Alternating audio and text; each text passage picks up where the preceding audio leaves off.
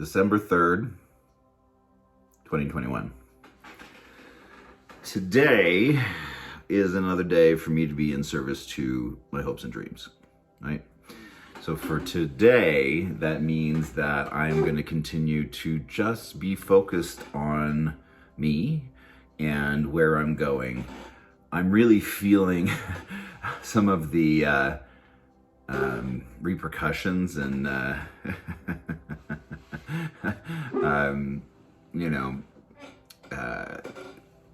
people hitting back over what I've said on a few of my videos and stuff like that.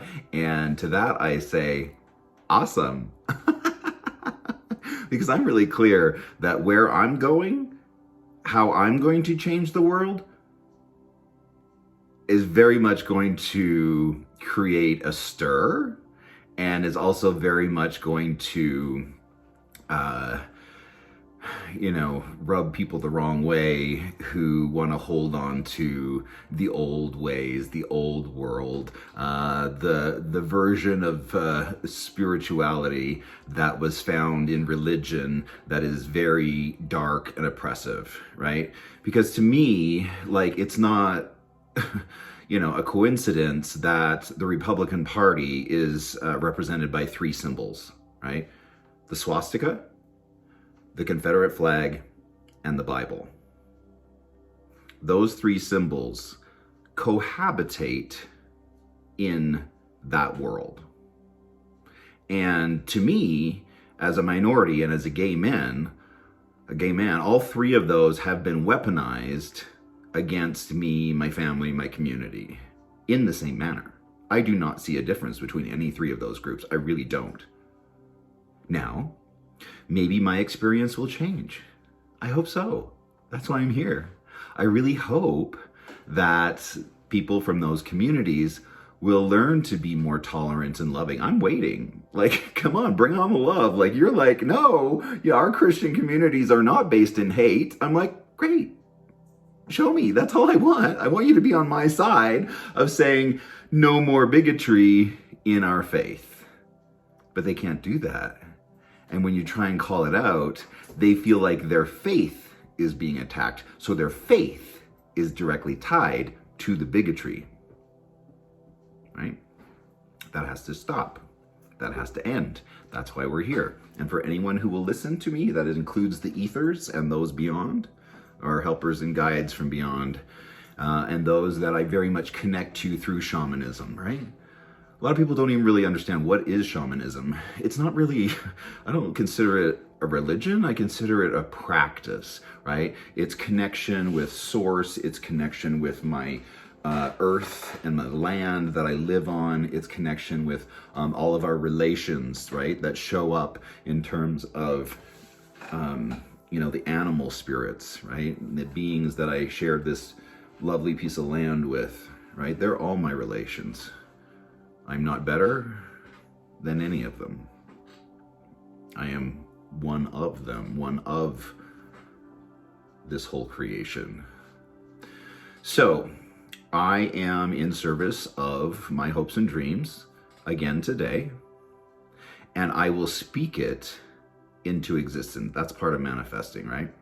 The first step in manifesting is what? Getting clear, right?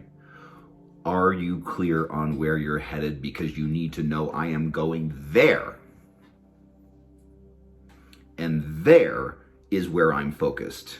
Because it would be really easy for me to get knocked off track, right? From where I'm going, voices on the internet, right? Blah, blah, blah, blah, blah, blah. I don't care. I don't read the comments. I can't. Because that's distracting. And it's triggering. And I can't afford to have an opinion about that thing.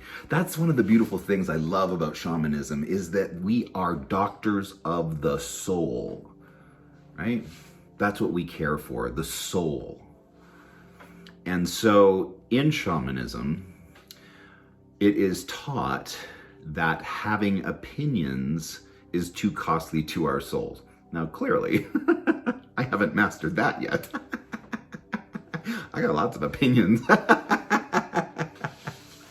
but it gets to be put in the box with where I'm going, where I'm heading, right? Because I really do hope to be a really great source of love in the world, but that comes at a cost, and it is shocking to me, like when you're like, okay, like religious people, stop hating on the gays, like that is met with fury from people of the religious establishments. They honestly see that as an attack on, like, they feel like they should be able to hold on to their way, and they should be able to speak ill of certain groups. Gays, of course, being the bottom of the totem pole. We always are. That's just your lot in life when you're born queer, but anyhow, I am going to go today and collect a rock in a ceremonial way. This is something that we do in shamanism, right? We don't just go and harvest things, right? Everything is done in a ceremonial way. And I really am excited about showing and sharing with you more about the shamanic traditions, right? A big part of my family is First Nations. I don't know if you know that or not. I have an uncle who is full-blood First Nations, and then I had two cousins that I was raised with who are my age, who are also, they were raised on a reservation in British Columbia, not super close to where we live, but in the same province. So those traditions, honestly, they're so important to me because they saved my life. They saved my life by showing me another group and the way that they interact with their queer community members. Because in shamanism, right, the twin spirit members, those who are non-binary, right? They consider them to be twin spirit, right? And anyhow, so knowing that there was another culture that approached queerness, right, through those family members, through the First Nation family members who showed value to queer people and said, okay, twin spirit, you are special. You have been given gifts, right? You have access to different information because you live between genders. That saved my life when I was being offered none of that from my other family members. But I knew that if those family members held that belief, that there were going to be other communities that would accept me too. And that was, it really did save my life. Because I was a kid who had a suicide journal when I was in elementary school, right? Because I was queer, I was so gay. Oh my God, just as a kid, I just, so effeminate and chubby, and my mom cut my hair. It was like I had nothing going for me. My cool level was way so far below zero. I was terrorized at school, and I was terrorized at home. So there was really no safe place for me. And I didn't know what to do with all of those emotions. And again, being at the place where I am today, I can inform my books because my lead character, his name is Jack in the book, he has the same experiences, right? And what does he do with that? And it talks about, this suicide journal written in the scrawl of a child. And I remember that, but what I remember the most about that is that I didn't have anyone to share it with, right? It was because I had all these feelings and emotions around not wanting to exist anymore.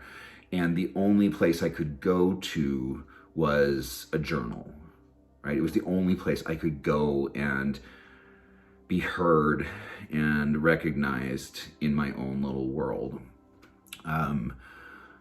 That was, God, I was probably, I was really young, and I remember it very clearly, and you know, again, all I can do with it at this point is be grateful for the experience, that it was something that I can put into the book, right? Because to make my books even more interesting, because like, who has that life? All right. So anyways, I'm gonna go and harvest my rock for our shaman class that's going to be not this weekend but next weekend. And so I'm going to go and do that, and I'm going to stay focused on where I am, where my path is, and where I'm going. And I need to come in here every day, and it doesn't matter if anybody ever sees this. And again, that's part of manifesting, right? I am going there. I am going there. I am going to publish those books. They are going to be very successful, and I will be here every single day speaking it into truth, speaking it into existence. Every day, I will be in service to my hopes and dreams. So that's what I'm doing today. If you ever find yourself to be in a similar situation, you got to be like a horse with those blinders on, right? You just really got to focus in and be, just laser focused on where you're going and what you're doing. So that's where I am today. That's where I'm headed. I'm going to go get a rock. And it's going to be an awesome day, despite what the internet says. Have a good day.